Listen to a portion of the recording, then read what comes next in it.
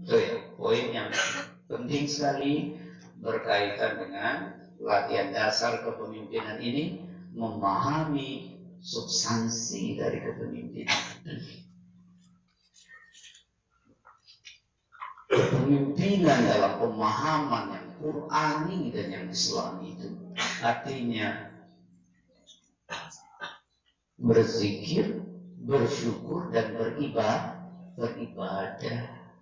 Gitu.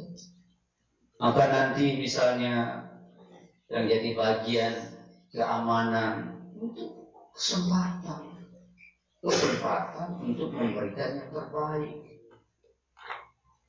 Di mana kawan-kawan, adik-adik yang menjadi anggota itu bisa berdisiplin, bisa tetap berada di rel yang membawa pada kebaikan. Ya. Dan tidak terjadi lagi tindakan-tindakan yang didasari oleh kebencian, yang didasari oleh keangkuhan. Dan sampai itu ada. Maka supaya itu tidak ada, kita harus menyadari, harus berzikir, sehingga tidak ada sombong, harus bersyukur, harus tetap menyempurnakan ibadah. Itu prinsip. Sekarang teknis. Ini bahannya sebetulnya panjang dari detik ininya, tapi saya kasih yang ini saja, ya, yang ringkas saja, yang prinsip. Yang prinsip itu tadi, bahwa kepemimpinan adalah memimpin, artinya membawa ke arah yang baik, sebagaimana Allah memberikan kebaikan kepada kita. Apa dasarnya? Dasarnya adalah kasih sayang. Karena seluruh perbuatan yang tidak dimulai dengan bismillah atau alhamdulillah, perbuatan itu apa? Rusak. Kenapa? Niatnya salah. Niatnya bukan lillah, tetapi karena dinafsihi. Nah, coba anak-anak contoh apa yang terjadi pada Ali bin Abi Thalib. Sayyidina Ali bin Abi Thalib, sepupu Rasulullah Khalifah yang keempat, yang juga menantu Rasul, karena istri beliau adalah Sayyidah wa kullukum mas'ulun an ra'iyatihi.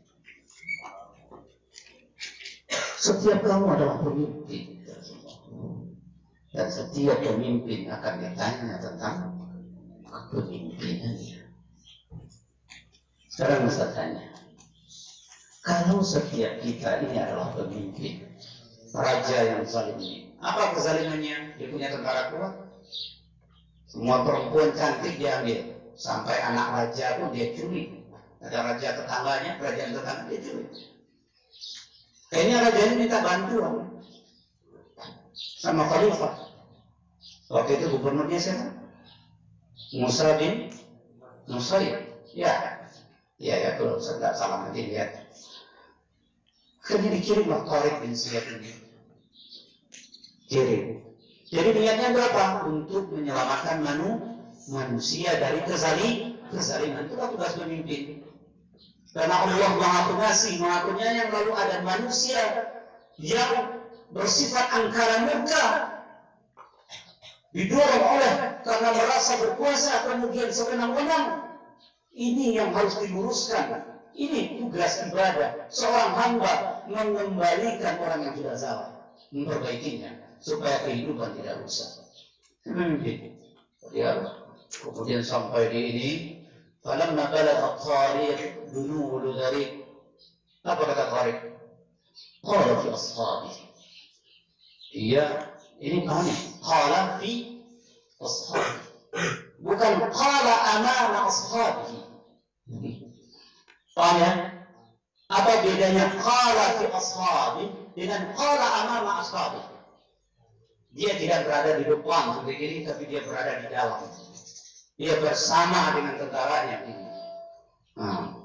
Ini dia. Di tengah-tengah. Artinya dia berinteraksi dengan orang-orang yang dia pimpin. Dia tidak bersifat eksklusif, tapi bersifat inklusif. Jalan dia bersama tentaranya, dia tatap mata tentaranya, dia lihat satu-satu. begini. Ini siap terangkan enggak? Ya. Ini kenapa ketiduran? Dia lihat ya. Ini sakit begini. Ya, ini sudah makan apa belum? Lihat satu-satu.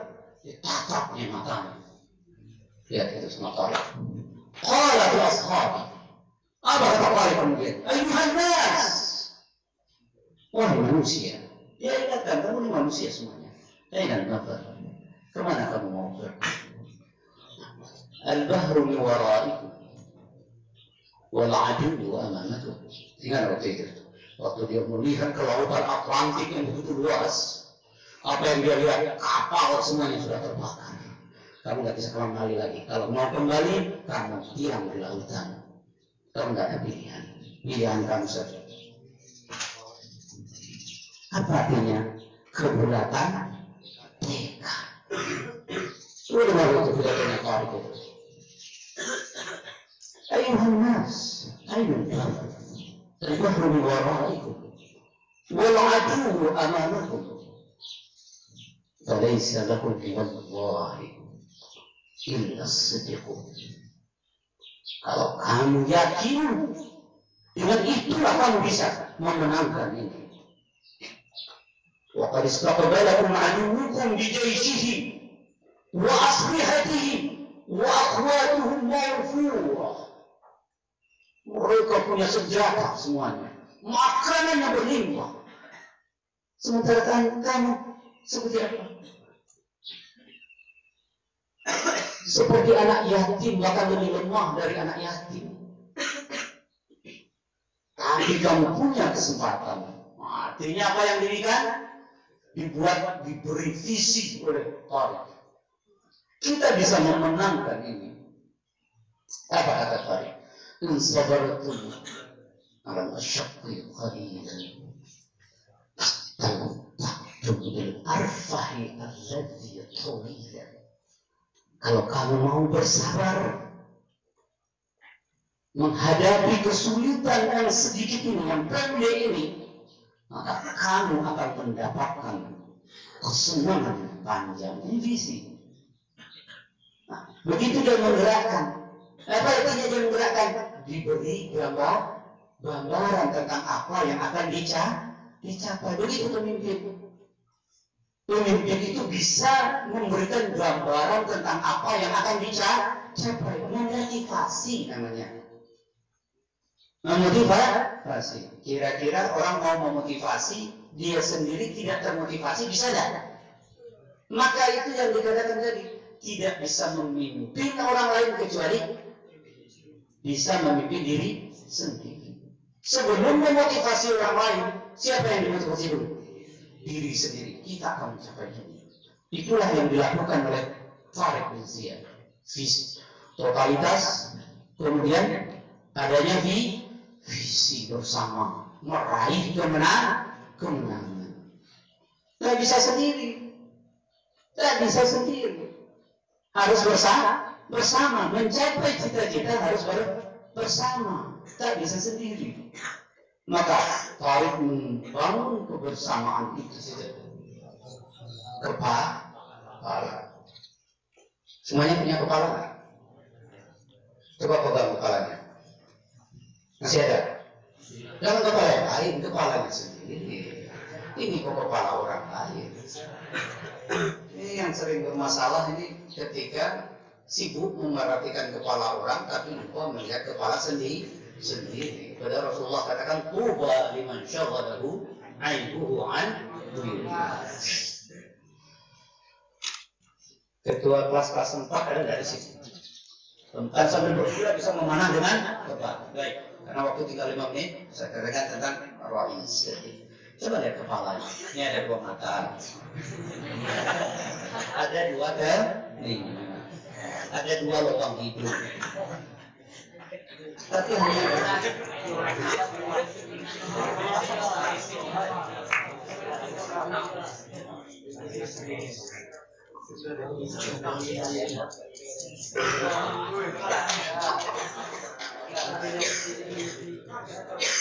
Orang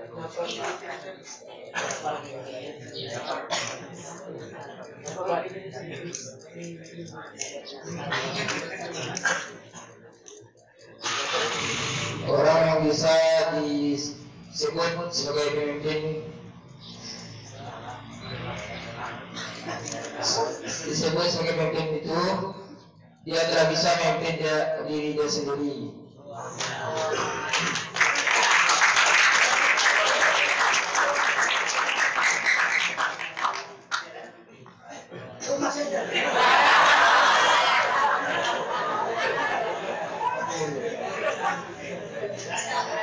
Oke, ini assalamualaikum warahmatullahi wabarakatuh. Terima kasih.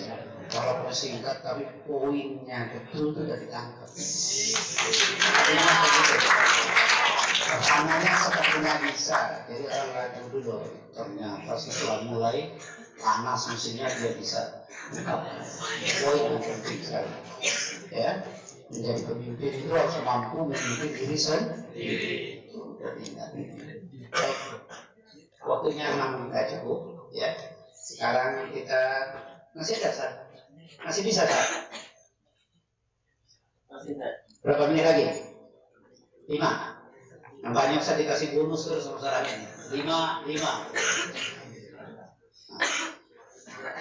Ada orang-orang yang dipimpin ini kalau bersifat autokratis, ya, keras pimpinannya, maka yang dipimpin itu nanti sifatnya begini. Bergantung pada orang lain. Saya menghendaki tidak akan terjadi. Kalau yang memimpinnya bersifat keras,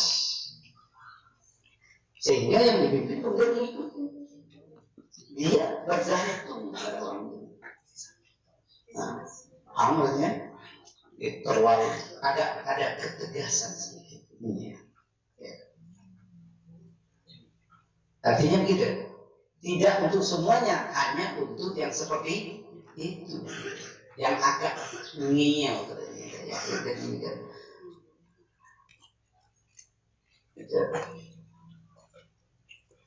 Nah, tadi kan teknik autokratis untuk siapa? Yang dia belum bebas gitu, masih jadi budak, ilmunya masih ilmu kaku. Jadinya kalau nggak dipukul nggak bisa, ini agak biasa. Tapi ini untuk yang bersifat kooperatif itu demokratis, bisa diajak musyawarah, kita ajak diskusi.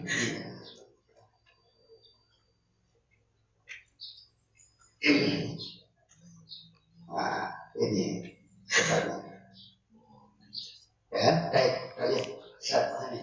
Iya, jadi dari ada teknik yang sifat autokratis, ada yang demokratis. Terus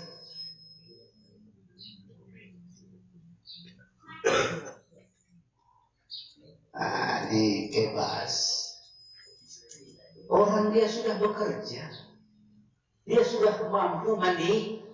Misalnya bagian bahasa nih, atau bagian keamanan, ada anggota itu berkaitan dengan bangun subuh aja.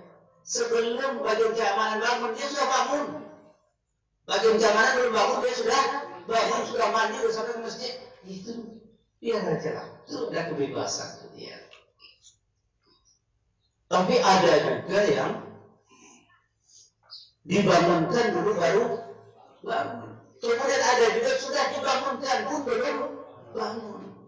Nah, yang autokratis tadi itu untuk yang mana? Dibangunkan tidak bangun. Kalau yang demokratis tadi dibangunkan sudah dia bangun. Kalau yang free tadi dia sudah bangun sebelum dibangun. Karena itu kan ada beberapa karakter, jadi sikapnya tidak sama. Kalau yang sudah bisa sendiri, ya diperlakukan sesuai dengan kondisinya, sesuai dengan kondisinya masing-masing. Kalau yang seperti begini, kondisinya harus dibangunkan, ya dibangunkan. Ya. Tapi kalau yang sudah bangun sebelum kitanya bangun, ya itu sudah tidak perlu mendapatkan perhatian, nggak perlu disuruh-suruh lagi. Karena dia sebelum disuruh pun sudah mengerjakan. Sesuaikanlah dengan kondisi orang yang kita pimpin. Gitu. Jadi teknik utama dalam itu adalah menyesuaikan dengan situasi orang yang kita pimpin. Ya, assalamualaikum warahmatullahi wabarakatuh. Assalamualaikum warahmatullahi wabarakatuh. Waalaikumsalam. Jadi kesimpulan yang dapat kita ambil dari Ustadz Bapak Direktur, yang pertama, sebelum kita menjadi pimpinan itu atau menjadi pemimpin, sebelum kita dapat memimpin orang lain, pertama kita harus bisa memimpin diri kita sendiri. Memimpin bagaimana kita akan memimpin anggota, sebelumnya kita harus dapat memimpin diri kita sendiri. Kemudian kita sadar atas apa yang diberikan kepada kita, atas apa nikmat yang diberikan kepada kita, maupun itu nikmat dari kesehatan kita, nikmat dari jabatan yang kita pegang, kita bersyukur atas nikmat itu. Kemudian tidak lupa juga kita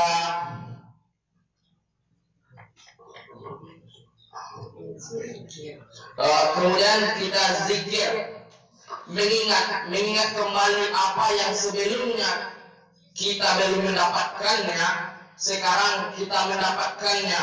Nah, itu juga kembali lagi kepada hal yang sebelumnya, yaitu bersyukur kita kembali. Kita memikirkan apa yang belum kita dapatkan sebelumnya hingga kita mendapatkannya. Kemudian bagaimana kita dapat mencontoh seorang khalifah seperti Tariq bin Ziyad yang tadi. Beliau adalah seorang yang tegas. Beliau memiliki pikiran yang cukup cerdas.